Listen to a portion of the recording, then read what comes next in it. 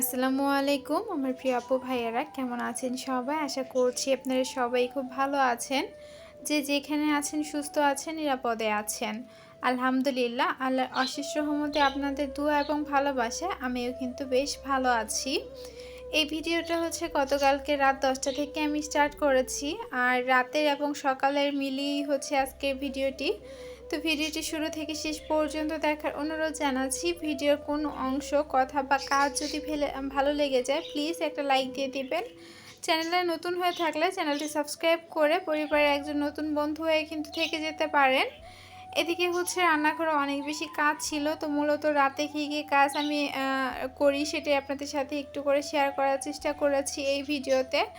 তবে অনেকের অনেক প্রশ্ন ছিল গত ভিডিওতে, সেটা নিয়েই হচ্ছে আজকের এই ভিডিওটা বানানো। তো অনেকে অনেক ধরনের প্রশ্ন করেছিলেন, দেখা যাচ্ছে কমেন্টে আসলে এত রিপ্লাই দেওয়াও যায় না, সেটা সম্ভবও না। তো ভাবলাম যে একটা ভিডিও আকারেই আপনাদের সাথে শেয়ার করি। অনেকেই বলেছেন এই বাজারে এত কম টাকায় তুমি তোমার সংসার কিভাবে চালাও, বাচ্চাদের পড়াশোনা, সেই সাথে খাবার খরচ, বাসা ভাড়া সব কিছু এই টাকায় কিভাবে কি ম্যানেজ করো।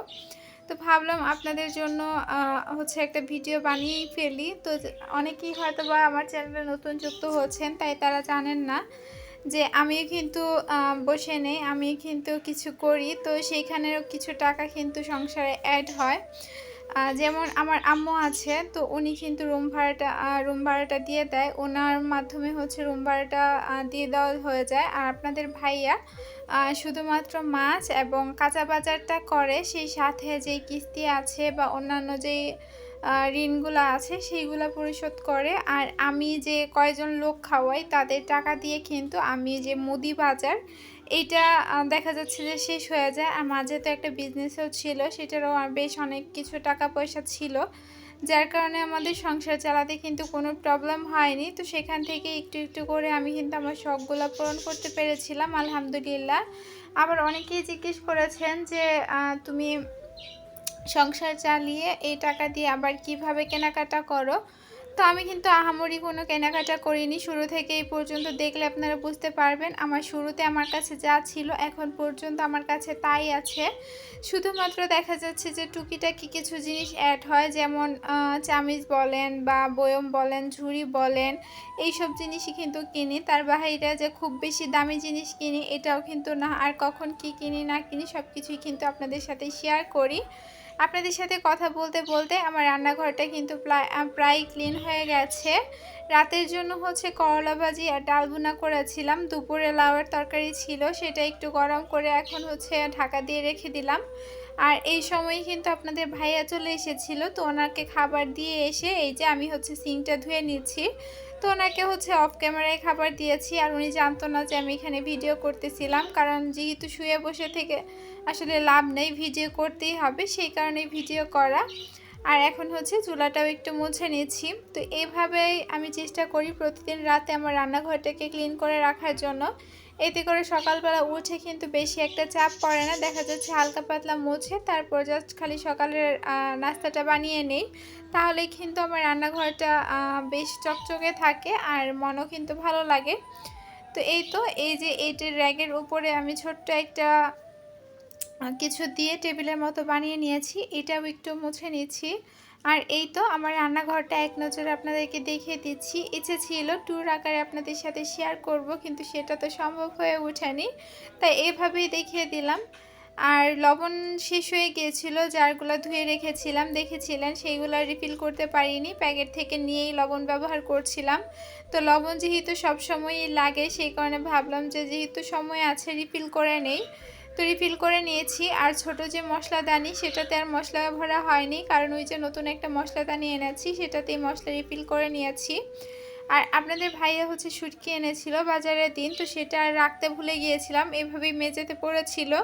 তো সেটাও হচ্ছে এখন জায়গা মতো মধ্যবিত্ত পরিবারে দেখা যাচ্ছে যে একটু হিসাব করে চললেই কিন্তু মাস শেষে একটা টাকা সেখান থেকে বের করে নিজের পছন্দের এবং শখের জিনিসগুলো কিন্তু কেনা যায়।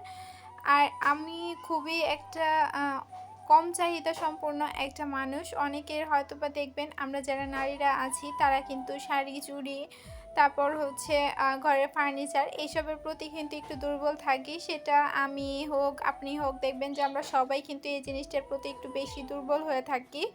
তো অনেক সময় দেখা যাচ্ছে যে পাশের রুমের ভাবি বলেন বা অন্য কেউ যদি একটা জিনিস আনে, তো আমাদের তখন মনে হয় যে এই জিনিসটা যদি আমরাও আনতে পারতাম। তো এইটা দেখেই কিন্তু আমরা অনেকেই আমাদের হাজব্যান্ডকে চাপ দেই যে এই জিনিসটা লাগবেই, এটা আমাদেরকে কিনে দিতেই হবে।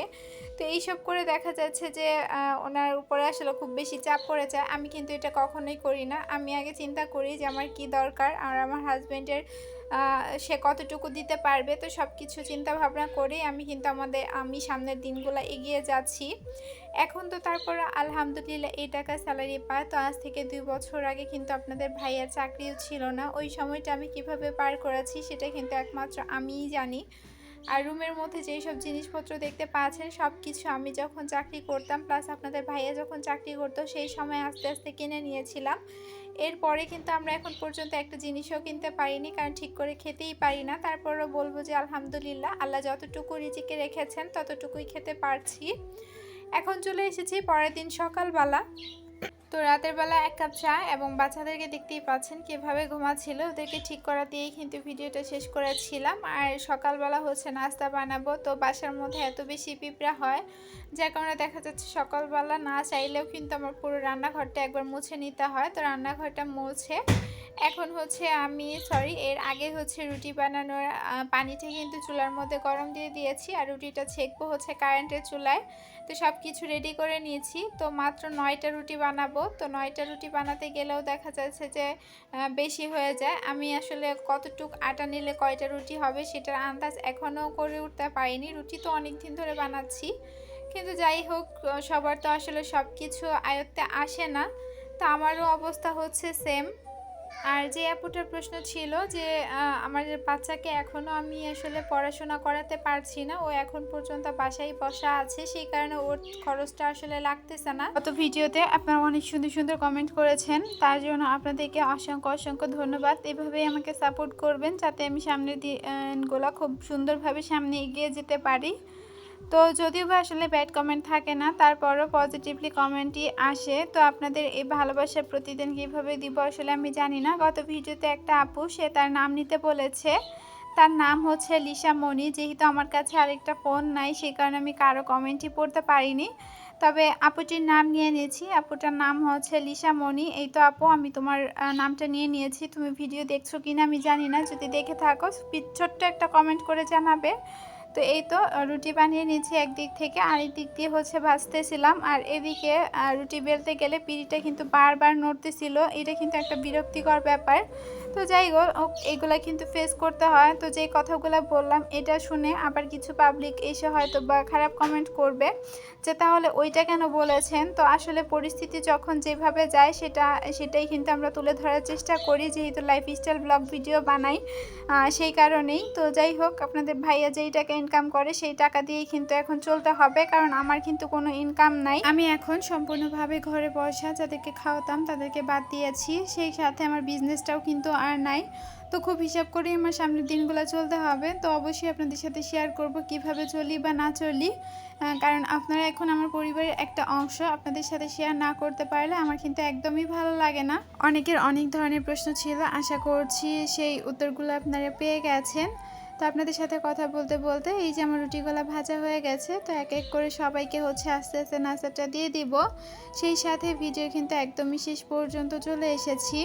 তো মনের যদি ইচ্ছা শক্তি থাকে এবং একটু বুদ্ধি করে চললেই কিন্তু দেখা যাচ্ছে সংসারটা খুব ভালোভাবে চালানো সম্ভব। অভাব তো থাকবেই, সেই অভাবের কিছু কথা বা পুরনো কিছু স্মৃতি যেটা 2 বছর আগে আমি ফেস করেছি সেটা ইনশাআল্লাহ সামনের ভিডিওতে আপনাদের সাথে শেয়ার করার চেষ্টা করব। আর এই তো পরবর্তীতে চলে এসেছি একটু ছাদে গাছগুলা দেখার জন্য যে বাতাসে পড়ে গিয়েছে কেনা। এসে দেখলাম যে একটা দুইটা উল্টে গেছে, তো সেইগুলোকে একটু ঠিক করে দিচ্ছিলাম। আর এই তো প্রত্তলিকাগুলা আসলে দেখা যাচ্ছে বারান্দায় থাকতে থাকতে রোদ না পেয়ে গাছগুলোর অবস্থা খুব খারাপ। তো দেখা যাক এখন ছাদে এনে দেওয়াতে গাছগুলা ভালো হয় না খারাপ হয়। তো এই তো গাছগুলাও একটু দেখিয়ে দিচ্ছি, বেশ কিন্তু অনেকগুলা গাছ এইগুলা বারান্দা থেকে আনতেও বেশ অনেকটা সময় লেগেছে। তো আমি আর আমার শ্বশুর মিলে কিন্তু নিয়ে এসেছিলাম। আর বাহিরে এত পরিমাণ মেঘ জমেছে যে কোনো মুহূর্তে বৃষ্টি আসতে পারে। বর্ষাকালের এই একটা প্রবলেম, কখন রোদ উঠবে কখন বৃষ্টি উঠবে কিছুই বোঝা যায় না। আজকের মতো এখানেই বিদায় নিব, কথা হবে পরবর্তী ভিডিওতে। সেই পর্যন্ত সবাই ভালো থাকবেন, সুস্থ থাকবেন, আমাদের জন্য দোয়া করবেন। আল্লাহ হাফেজ, আসসালামু আলাইকুম।